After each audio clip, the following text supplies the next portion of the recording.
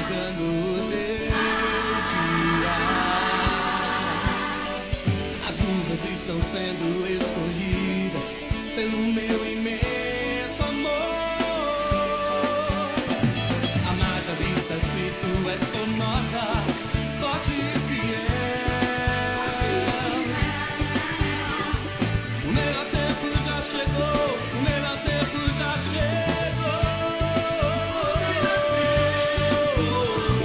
O melhor tempo já chegou, o melhor tempo já chegou. Eu venho te curar. Eu venho te libertar. Eu venho te restaurar. Eu venho te amar.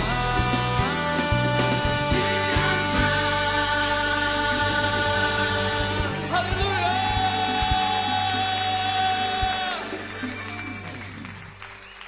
Eu venho te curar.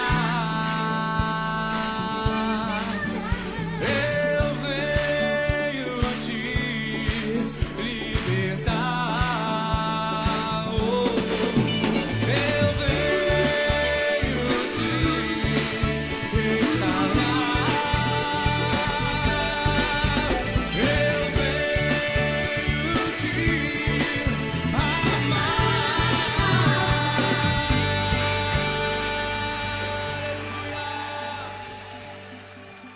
Você crê nisso?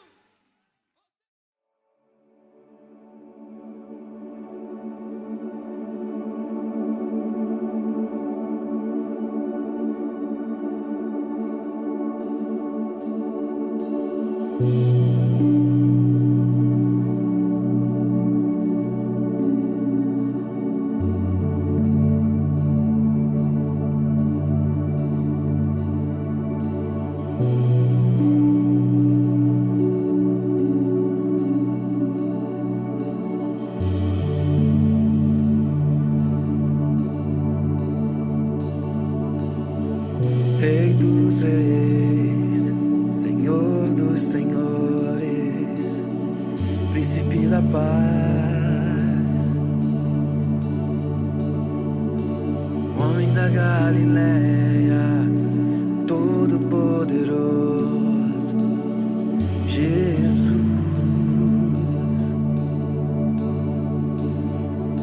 Andou por sobre o mar, paralíticos fez andar. Ele é poderoso. Abriu o mar vermelho, fez Israel passar. Ele é incomparável. A tua glória enche a terra. A tua glória enche os céus. A tua glória enche minha vida, Senhor. Tua glória enche a terra. Tua glória enche os céus. Tua glória enche a igreja, Senhor.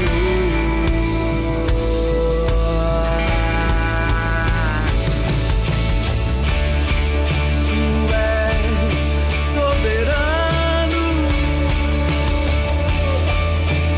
Rei do universo.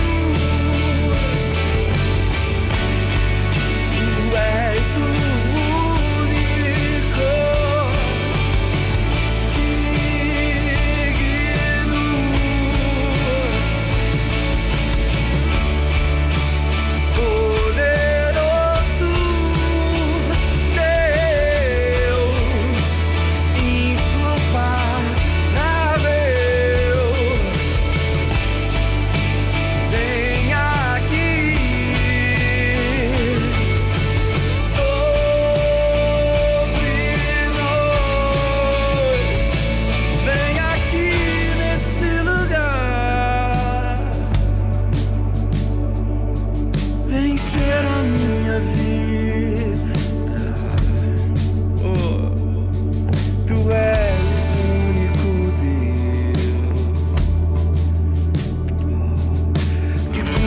minhas feridas, que lava minha alma, conservas em paz.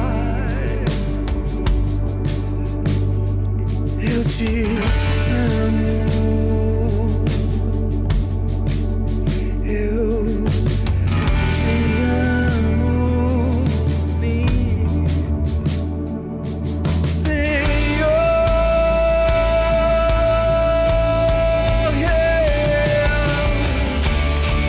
Tu és soberano, Rei do universo. Tu és único, digno,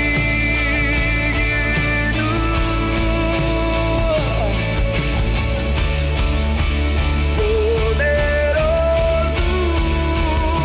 Deus incomparável. Ei, vem aqui sobre nós,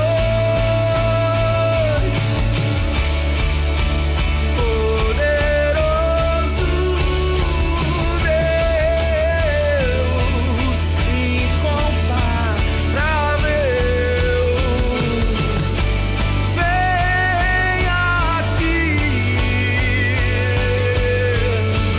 sobre nós, vem aqui nesse lugar, vem encher a minha vida. Tu és o único Deus que cura minhas feridas e lava minha alma e conservas em paz. Eu te amo. Eu te amo,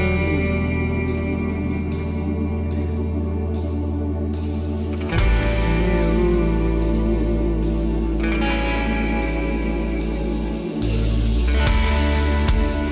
Tu és soberano,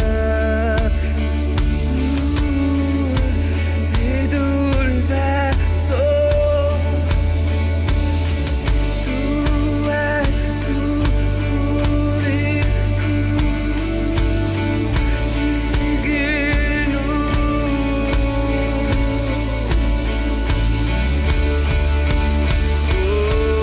poderoso, amado, incomparável.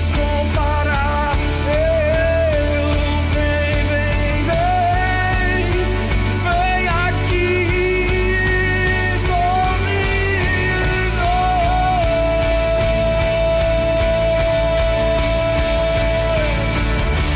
Tu és digno, Senhor, poderoso. Vem, vem, vem aqui nesse lugar, sobre nós.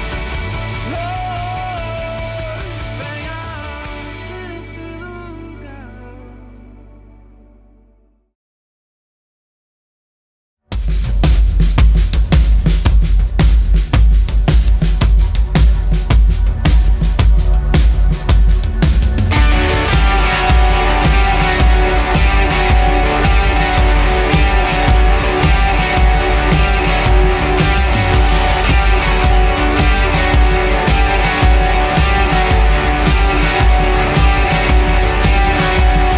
Aquele que foi manifestado na carne foi justificado em espírito, contemplado por anjos, pregado entre gentios, crido no mundo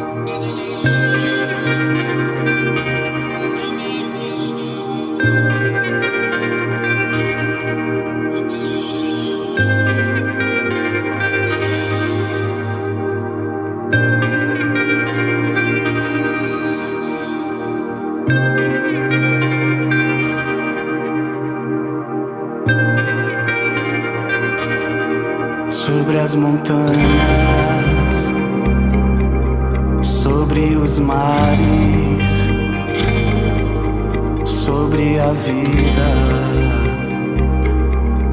meu amanhã, sobre as promessas e os meus sonhos, todos desertos e as minhas lágrimas. Mas quando minha fé está provada e a esperança se foi, eu canto uma nova canção e fala do meu amor por ti, Senhor, por ti, meu amado.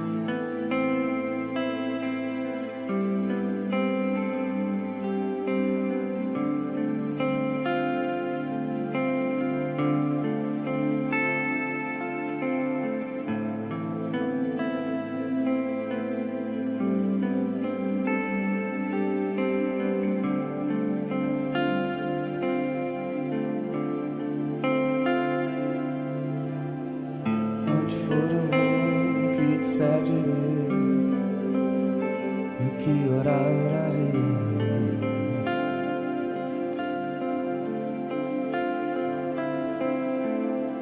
E onde for eu vou, o que disser direi, e o que orarei.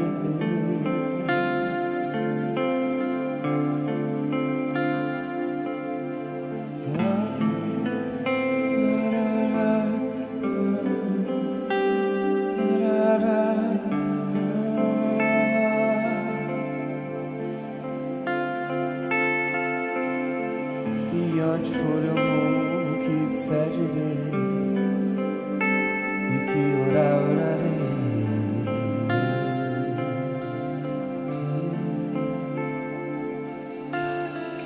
Onde for eu vou, o que disser direi, e o que orarei.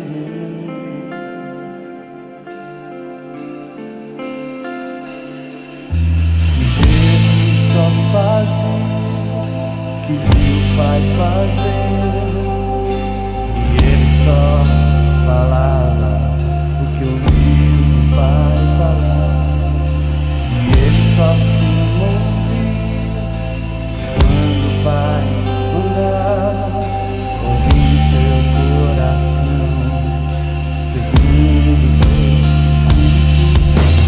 Não caminharei sem ti, cada movimento de Jesus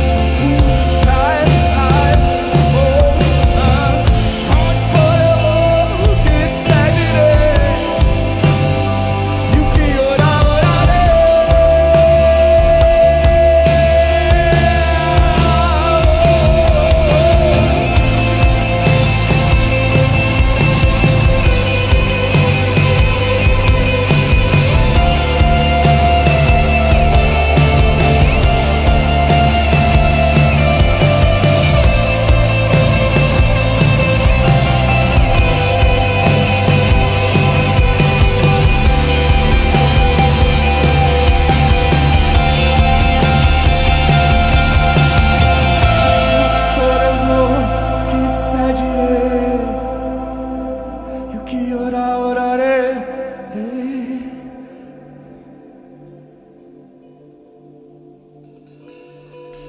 Onde for eu vou, que disser direi, que orar, orarei.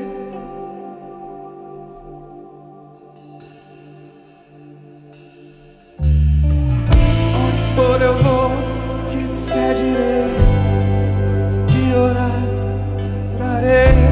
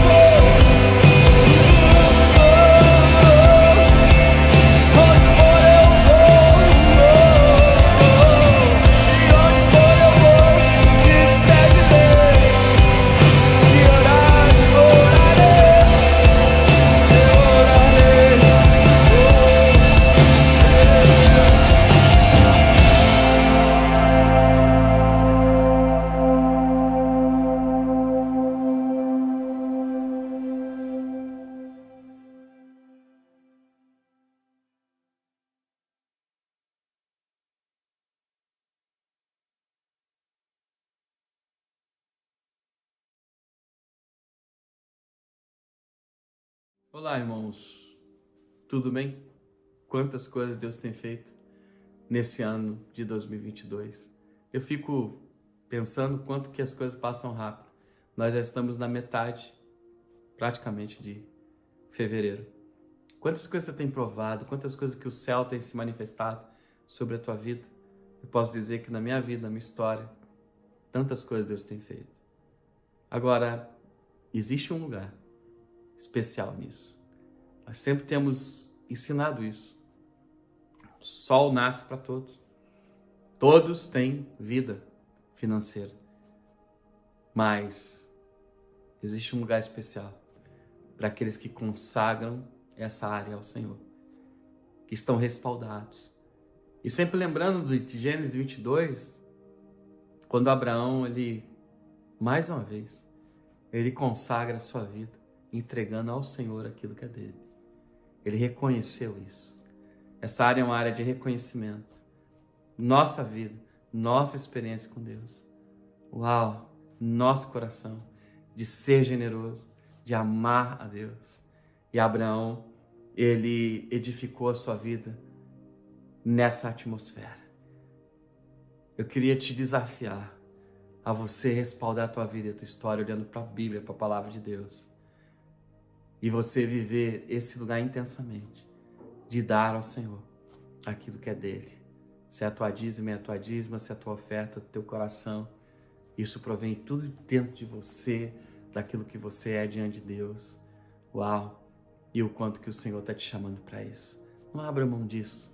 Consagre isso, consagre teu 2022, porque as portas, uau, elas querem ficar abertas 24 horas por dia na tua vida, na tua história. Que Deus te abençoe muito. No nome de Jesus, que essa palavra ela traga no teu coração entendimento e que você viva e edifique a tua história no nome de Jesus. Deus abençoe. Vamos lá.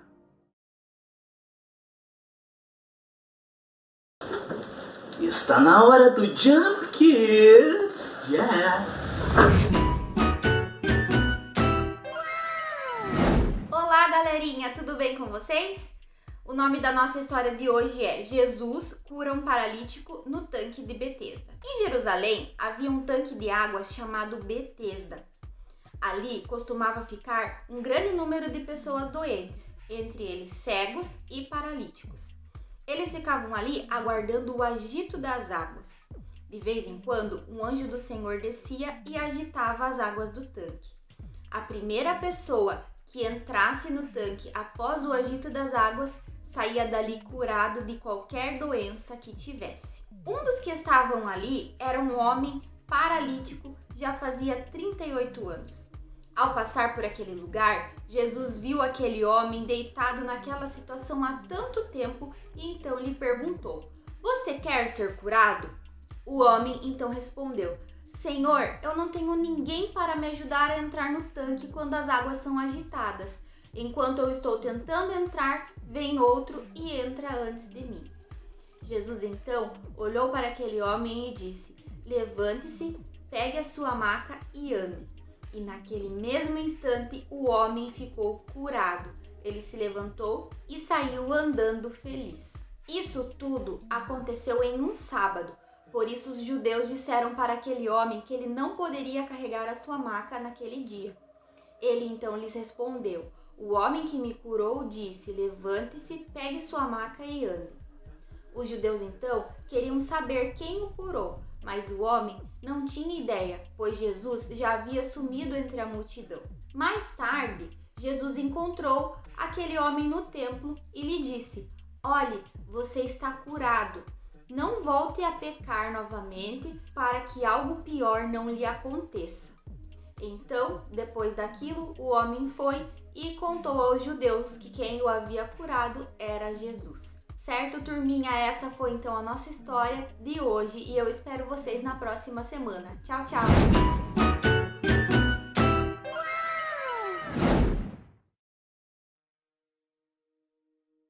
Olá, Unindo Gerações e também todos aqueles que vão ver essa palavra de hoje, celebração online.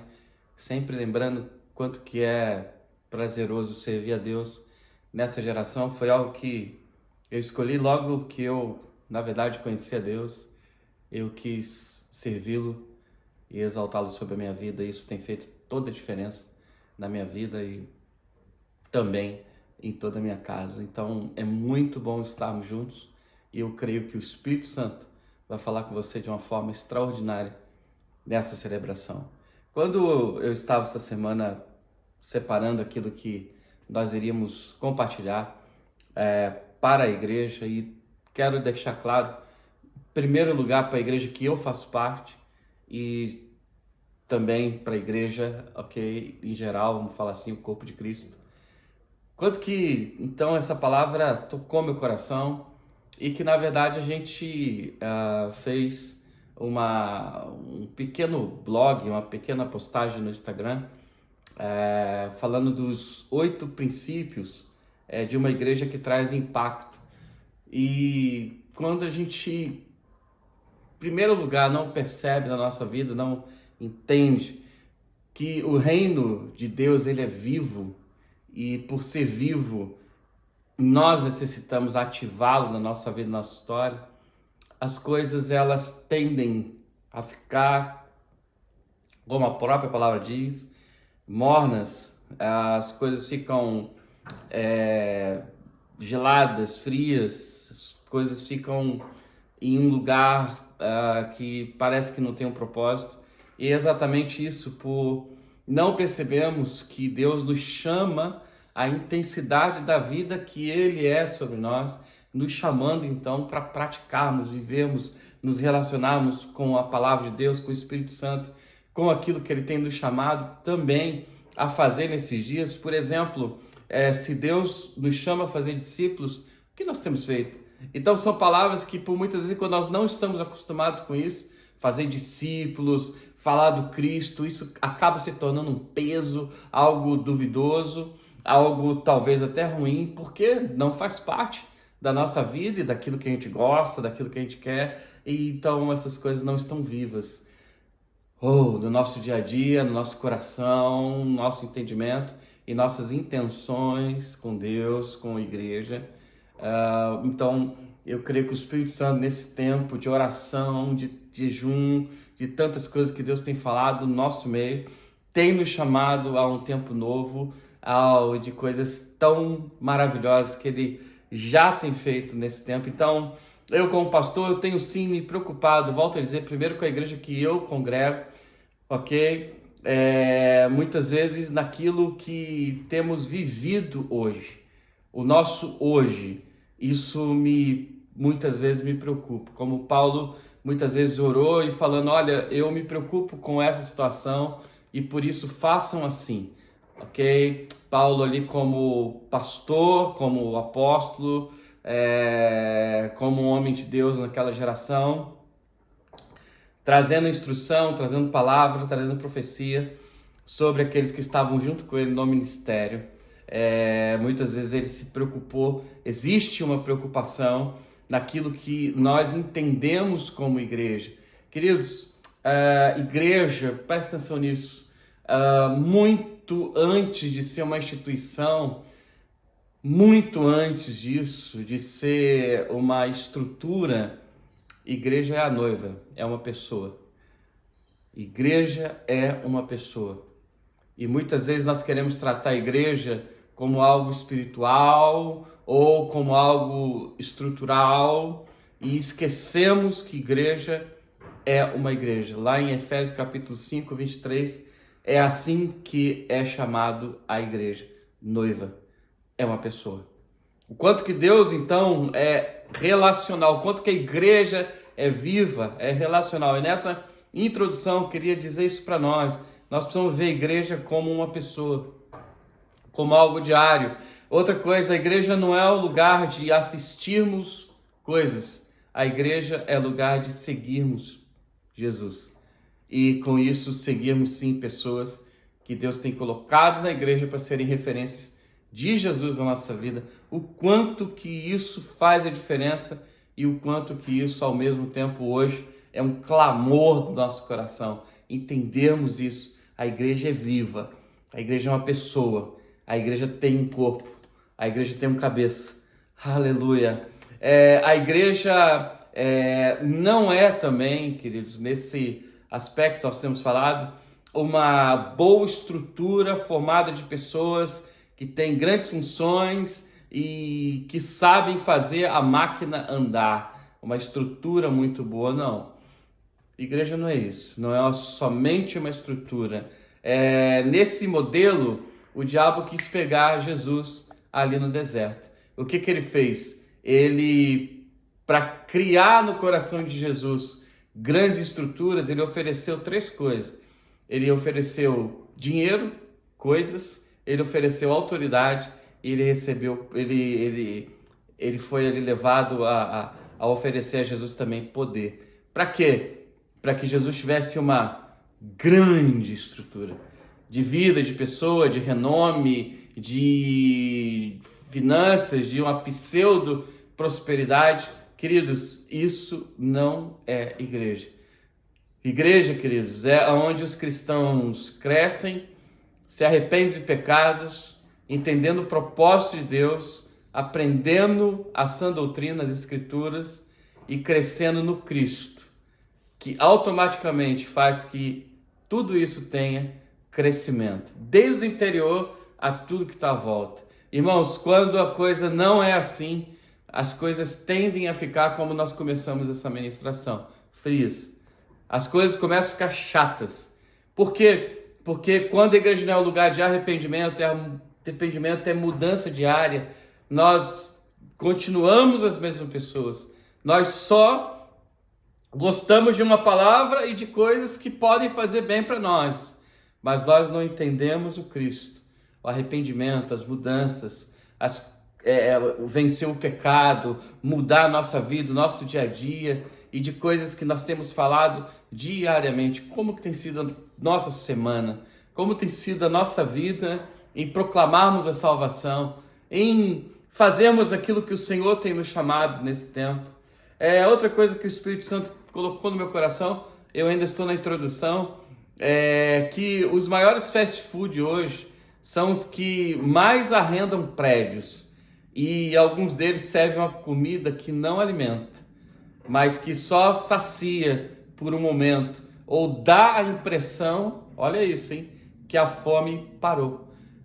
Uau, pense nisso. Igreja não é um lugar de arrendatários de prédios e que ficam ali somente saciando um momento da sua vida, da sua história, ou saciam uma pseudo fome que passa ali naquele momento, mas que não é alimentado, na verdade.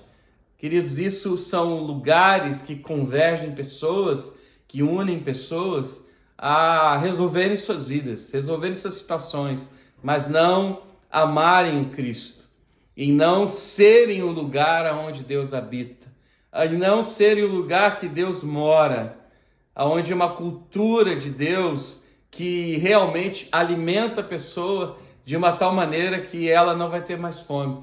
E Jesus, ou sede, usando lá João capítulo 4, Jesus fala para a mulher de Samaria, olha, você vai beber de uma água que você não vai mais ter sede.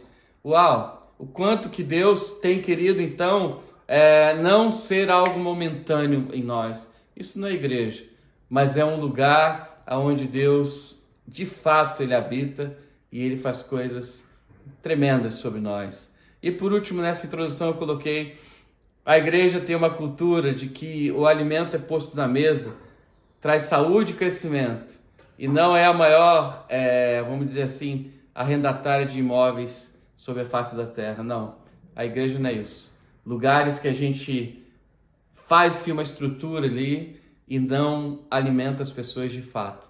Deus não tem nos chamado para isso. Deus tem nos chamado, sim, para nos alimentarmos de uma mesa e desse lugar de intimidade com Jesus, com pessoas, nós vamos poder, sim, chegar em lugares extraordinários que Deus tem para a nossa vida e para a nossa história. E se tratando, então, dos 8 princípios de uma igreja que traz impacto, indo agora mais profundo na palavra de Deus, a primeira coisa que a gente escreveu nesses 8 princípios, e isso está no Instagram, depois você entre lá e você veja, que o primeiro de todos que eu coloquei aqui foi estabelecer a nossa vida na palavra. Eu escolhi um texto conhecido, João 1,14, e o verbo se fez carne e habitou entre nós, cheio de graça e de verdade. Vimos a sua glória, como do unigênito do Pai. Sabe o que significa? Que a palavra de Deus é a palavra viva. Deixa eu explicar isso para nós.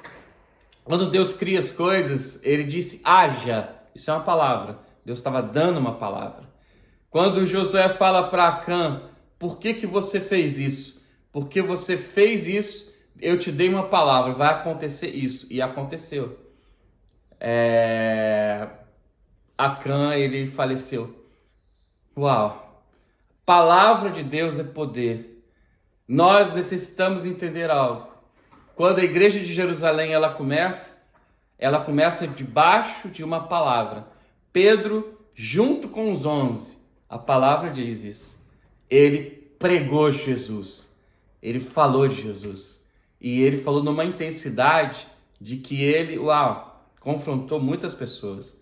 Mas a palavra estava sendo viva naquele momento. Quando essas coisas não estão no lugar, nós começamos a viver de ideias, de valores humanistas, de coisas no meio da igreja e não da palavra de Deus. Isso, em algum momento, não vai ser legal. O quanto que nós temos tido de experiência de que em algum momento isso não vai resolver a nossa vida e as nossas situações. É só um lugar ruim que se torna pesado. Olha só, eu estava pensando em algo. Quando Deus nos chama a dar o melhor para Ele, e nós como igreja fomos chamados para isso, Deus não está querendo tirar nada de nós para nós entregarmos o melhor para Ele. Olha, ou então aquele que perde a sua vida, Jesus fala, é aqueles que me seguem. Aqueles que querem me seguir vão perder a sua vida. Ah, então vai ser tudo martírio. Não, vai ser tudo um holocausto. Não, parece que sacrifício é um holocausto. Que nós vamos morrer, que vai ser ruim. Não, isso é uma mentalidade. Sacrifícios agradáveis a Deus. Quando eu entendo isso, eu não preciso tirar da minha vida algo para dar para Deus e dar o melhor para Ele. Não. Isso não. Agora eu posso tirar da minha vida algo, eu. Não que Deus vai tirar algo da minha vida para eu entregar. Não, eu posso entregar o melhor da minha vida para o Senhor. Faz sentido para você? O quanto que Deus quer encher a igreja da sua palavra. O quanto que Deus quer encher a tua vida da palavra dele. E é isso que traz vida. Agora, o diabo não quer isso. Aliás, quando o diabo foi envergonhado por Jesus, foi ali no deserto, em um dos momentos, né? Através da palavra. Então, qual que é a estratégia do diabo? Você vai ouvir essa palavra de hoje, você vai entrar na tua segunda-feira e 90% dessa palavra, ou até mais, não vai ser mais viva. Muitas outras coisas vão ser vivas na tua vida e não a palavra de Deus. Faz sentido? E não aquilo que Deus te chama a viver e a fazer. O quanto que Deus nos chama nesse momento a vivermos então a palavra. A segunda coisa que nós colocamos como 8 princípios, e hoje nós vamos falar só de 4, é ter Cristo como a base de tudo. Irmãos, quando Cristo não é a base de tudo, e quando eu não aprendo isso, nós temos evangelizado pessoas aqui na Europa, e eu tenho falado, né, entre nós aqui, olha, que Cristo realmente seja o centro de tudo a partir da nossa vida. E eu me alegro de ver pessoas sendo tocadas por isso, olha, vendo alguma coisa diferente e buscando viver isso na sua vida e na sua história. O quanto que é isso importante. Em Lucas capítulo 6, versículo 48, a palavra diz assim, esse é semelhante ao homem que, ao construir uma nova casa, cavou, abriu profunda vala e lançou o alicerce sobre a rocha. Quando veio a enchente, as águas bateram contra aquela casa e não a puderam abalar, por ter sido muito bem construída. Irmãos, construa a tua vida, a tua história na base que é Jesus. A igreja necessita construir a sua vida em Jesus. Uau, o quanto que Deus me deu oportunidades e me dá até hoje de construir e me alegrar de tudo aquilo que Deus tem feito. Essa semana foi tantas coisas acontecendo em Deus. Tantas coisas que o Senhor tem ministrado minha vida, minha casa. Quantas coisas que nós vemos, o quanto que no tempo de Deus é bom. Sabe o que é isso, queridos? A gente construir na rocha, em Jesus. Os que não constroem, o vento vai passar, a tempestade vai passar e vai derrubar. Deus nos chama a construir em Jesus como base. A igreja de Jerusalém, quando ela inicia, ali em Atos dos Apóstolos, ela está firme na rocha, em Jesus, na palavra de Jesus. E Jesus te chama para isso. E o quanto que isso vai fazer de diferença. Agora, a diferença por quê? Exatamente por esse texto que nós lemos. Muitas vezes a igreja ela foi confrontada, ela foi perseguida. Tantas vezes nós passamos por isso também em nossos dias. Mas, peraí, Jesus, Tu és a base de tudo. Eu vou olhar para o Senhor. Eu vou viver o Senhor na minha vida, na minha história. E o quanto que isso faz diferença para nós. Construa a tua vida em Jesus. Amém? A terceira coisa dos princípios de uma igreja que traz impacto é conhecimento e entendimento. Vamos lá, vamos ver? O texto que eu separei para isso foi Lucas, capítulo 8, versículo 9 e 10. Olha só. Então os discípulos de Jesus lhe perguntaram o que significa essa palavra. Jesus respondeu: a vocês é dado conhecer os mistérios do reino de Deus, mas os demais falam por parábolas, para que vendo, não vejam-me, ouvindo, não também entendam. Por que Jesus falou isso? Irmãos, Deus tem nos chamado a conhecê-lo, a termos entendimento do Cristo, através da palavra, através dele como base. Uau! Isso vai criando em nós um conhecimento de Deus. Isso vai criando em nós uma experiência em Deus. Isso vai criando em nós um conhecimento e um entendimento aonde nós nos firmamos como base. Quer ver algo? Quantas coisas na nossa vida normal ou daquilo que a gente foi educado desde ali da barriga da nossa mãe, a gente tem como valores que a gente, não abre mão de viver. Nós estávamos vendo um filme ontem, aqui com a minha família, e foi muito interessante de uma equipa de soldados que foram entrar num determinado país, num local, e ali eles foram confrontados pelos inimigos, e dentro daquele país, uma tribo, um lugar, protegeu eles, e muitas vezes o líder desses soldados perguntou para o líder e o filho dessa tribo: por que vocês estão fazendo isso? No país de vocês, que vocês também poderiam se unir aos inimigos e nos matar, vocês estão nos protegendo. Sabe por quê? Porque existia um tratado. Há anos que esse tratado existe dentro daquela tribo, dentro daquele lugar, daquelas pessoas, que chegando-se ali uma pessoa necessitando de cuidados, que eles não iam matar essa pessoa. Uau! O quanto, irmãos, que Deus ele tem nos chamado a não abrir mão dos seus princípios, dos seus valores. Obviamente que eles quiseram isso. Obviamente que eles entenderam isso. Difícil é quando nós desejamos tantas coisas em Deus, amar pessoas, trazer restauração, tudo que Deus tem, e as pessoas rejeitam. Uau! Esses não conheceram ainda a Deus. E por isso que Jesus fala nessa parábola, olha, para eles não está sendo dado o poder de me conhecer. Por isso eu falo por parábolas. Mas a vocês sim.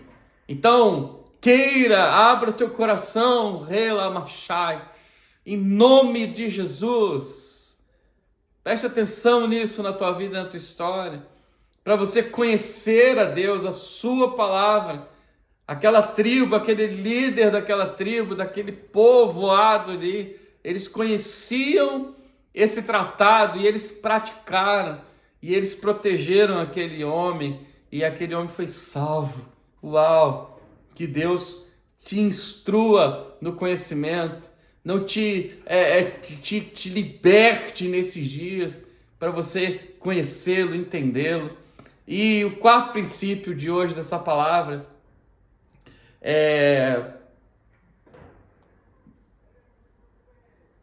nós temos quebrantamento e arrependimento. Irmãos, uau, quanto que isso toca o meu coração. quebrantamento e arrependimento. Presta atenção em algo. Quando Pedro prega, presta atenção, em Atos capítulo 2, havia ali muitas pessoas ouvindo. A palavra diz que quase 3.000 pessoas se converteram e foram batizadas naquele dia. Essas 3.000 pessoas ouviram falar de quem? De Jesus. A igreja estava iniciando ali. E o que moveu? Onde que está o ponto de mudança? Onde que está o ponto máximo? Ao meu modo de ver, olhando para as Escrituras, naquele momento, no quebrantamento. Sabe por quê? Porque eles perguntaram assim, depois que Pedro ele traz a palavra: o que faremos, pois? E a palavra diz que eles estavam quebrantados. Quando Davi diz no Salmo 51, versículo 17, sacrifícios agradáveis a Deus é um coração quebrantado. Irmãos, quebrantamento é um lugar. Quebrantamento é um lugar que muda a nossa vida e a nossa história. Muda conceitos e valores. Quantas vezes eu estou lendo a Bíblia e a Bíblia quebranta meu coração. A Bíblia, a palavra viva de Deus, muda a rota da minha vida, muda o meu dia, muda situações. O quanto que Deus te chama nesse momento, a esse lugar de quebrantamento. E esse quebrantamento veio por eles entenderem que eles estavam errados e que eles precisavam de mudança. Isso trouxe a eles naquele lugar arrependimento. E arrependimento é a mudança. Se você quer impactar pessoas, como Pedro traz esse impacto, é porque existia ali todo um contexto de um Pedro também que estava quebrantado, de um Pedro que tinha há poucos dias atrás falado: olha, eu não conheço Jesus, eu não faço parte da história deles. Mas a palavra diz que Pedro chorou muito. Ele entrou em um lugar de mudanças de valores, de aspectos das vidas, de entendimento dessa vida. Ai, Pedro muda, e o quanto que isso faz falta, queridos. Ei, o quanto que pessoas têm sido pegas de surpresa em momentos que Deus nos chama ao quebrantamento e não existe. Oh, quanto que isso é triste. Irmãos, Deus te chama ao quebrantamento. Deus te chama a mudanças. O texto de Atos 2,37, ouvindo eles essas coisas, compungiu-se-lhes o coração e perguntaram a Pedro e aos demais apóstolos: o que faremos, irmãos? O que eles ouviram? Eles ouviram a pregação de Pedro, que não foi lá tão boazinho assim. Pedro confrontou eles e eles se quebrantaram. Que Deus te levante nesse tempo. Mudanças. Isso vai trazer um impacto na tua vida e tudo que está à tua volta. O mover de Deus, quando Deus encontra o lugar dele na tua vida. Eu queria dizer que a palavra diz assim, de Hebreus, porque a tristeza, segundo Deus, produz arrependimento para a salvação, que ninguém traz pesar, mas a tristeza do mundo traz a morte. Irmãos, a tristeza, segundo Deus, é arrependimento e não morte. Faz mudanças.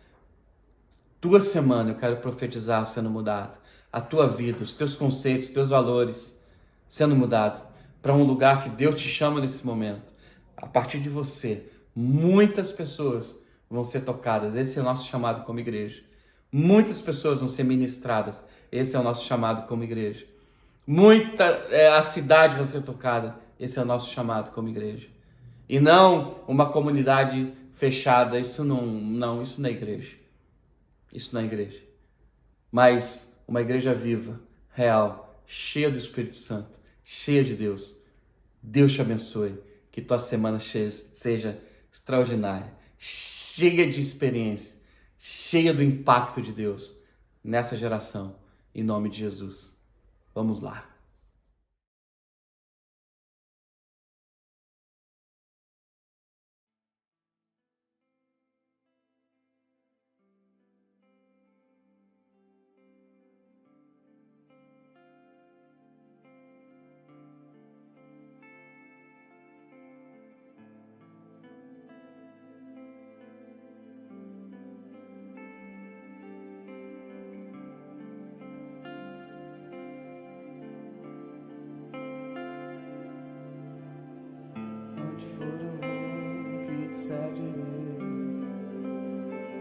que orar, orarei.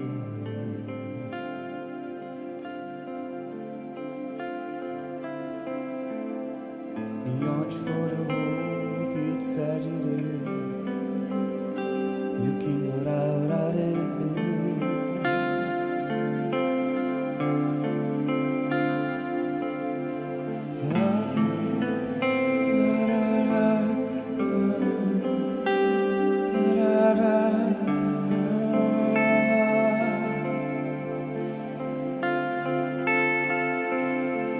E onde for eu vou, o que disser direi, e o que orar, orarei.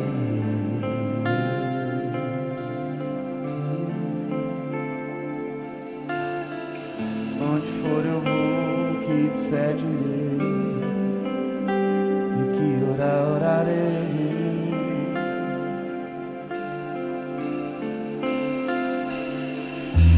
Jesus só faz que viu o Pai fazer.